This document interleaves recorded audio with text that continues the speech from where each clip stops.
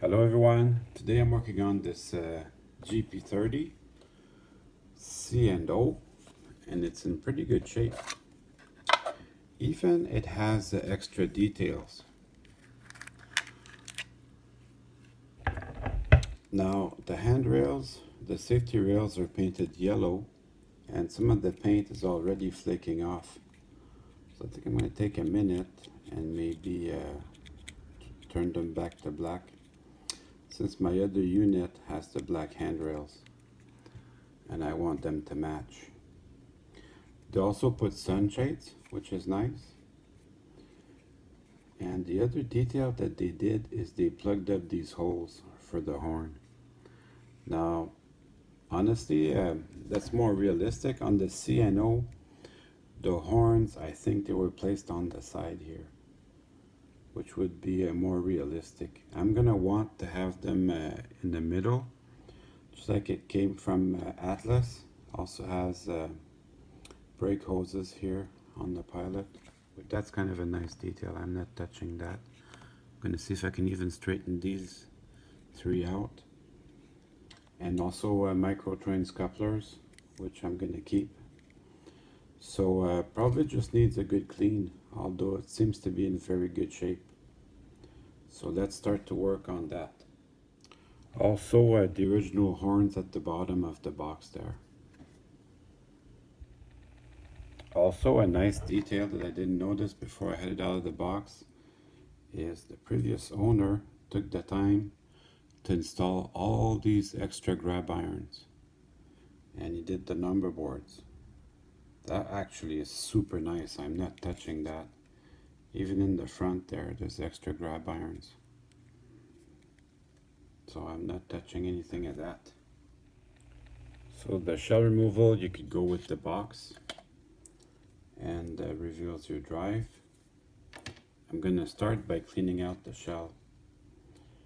Now for removing the safety rail paint, I'm going to remove the handrails from the cab, just like that, and I start from the back. And then as I remove it, I'm always careful that the handrails don't get caught. So I do not want to pull too hard on them, although they are still very flexible. And then I can remove my handrails from the sill. So I'm going to clean it. I'm going to clean it with my toothbrush and some soap. I'm going to keep the all the parts separate, let them dry, and then reassemble them. This red paint here on the MU connector, I'm not changing that. It's just this paint here that has started to flake off anyways. For the handrails, it already started flaking off, so I'm just going to complete that job.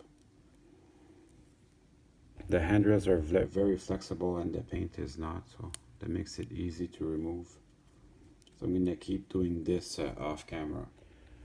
I'm really impressed by all these grab iron details. That is really cool stuff. The previous owner certainly worked very hard to make this. That is amazing. So while this is drying, I'm gonna work on my drive system. So I'm gonna look at the drive system, take out the gas tank, the light shields, and the little lights. They're squeezed in there pretty tight. And then we'll take the two screws out. When I do this, I always mind the direction the trucks are in. I might do my process where I put them one way and then the other way and then the other way until I get it as quiet as possible. Then I just open the ends up with my screwdriver, and that allows me to remove the trucks. Now the contact strips, they're gonna fall out anyways, so you can let them fall out,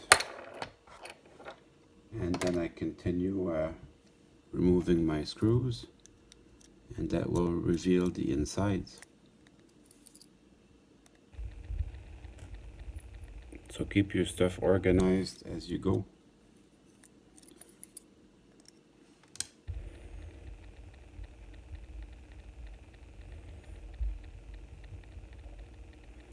So everything looks pretty good in here. Does look like it was lubricated before, but not crazy. And the guy also removed the middle bearing here, I guess in an attempt to make it quieter. This shouldn't keep it from running.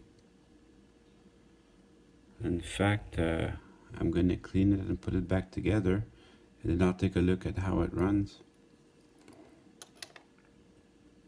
So that looks pretty good.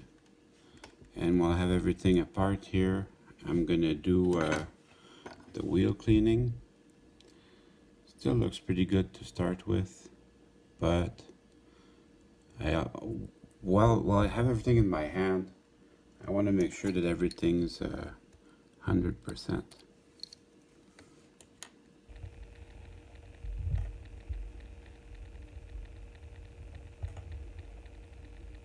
But it does look pretty clean.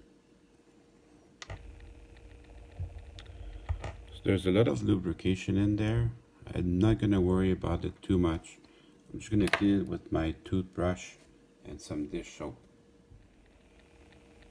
So now I'm going to clean the two wheels with my rag.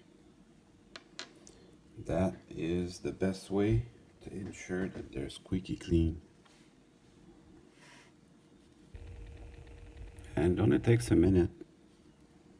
The hard work is taking it apart, and I don't find that to be so hard.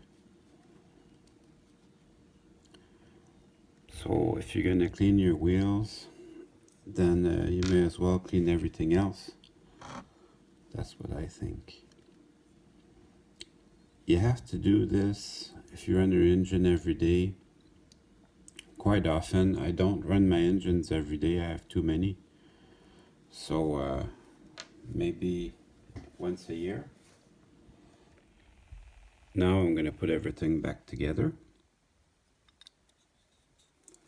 So be mindful that you have your two insulators on the side there, contact strips. And then we'll do the other side. Now the gas tank holds them together, but until you put the gas tank, you need to hold it together with your fingers. And then the light boards. Put the light boards on. And you can put the light shield on. These go back nice and easy.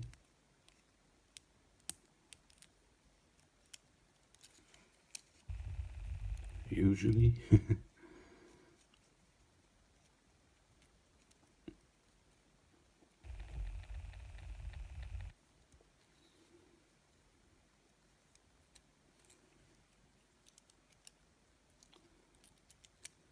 There is a trick to it, but once it's in, it's in.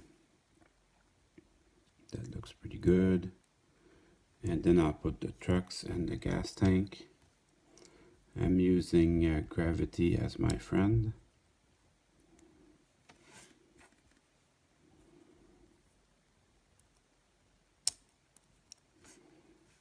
And the gas tank, the filler hole goes towards the front. Here we go.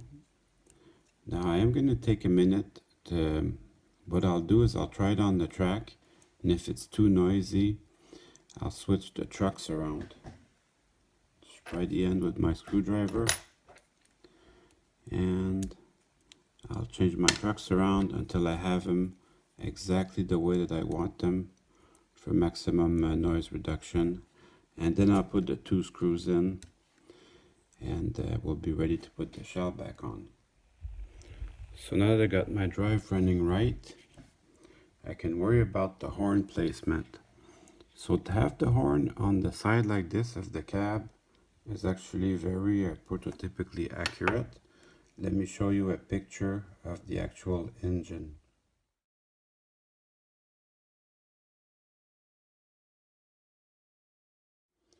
But I think I would prefer to have it on the stock placing the way it was from the factory.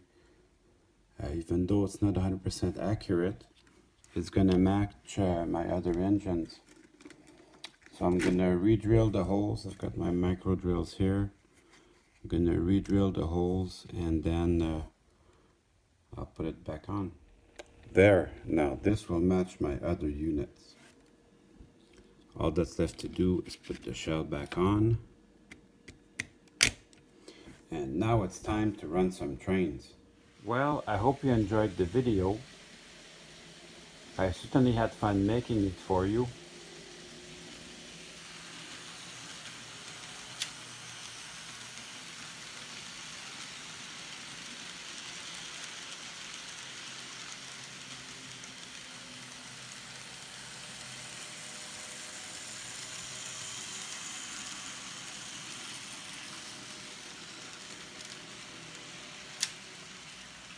See you soon.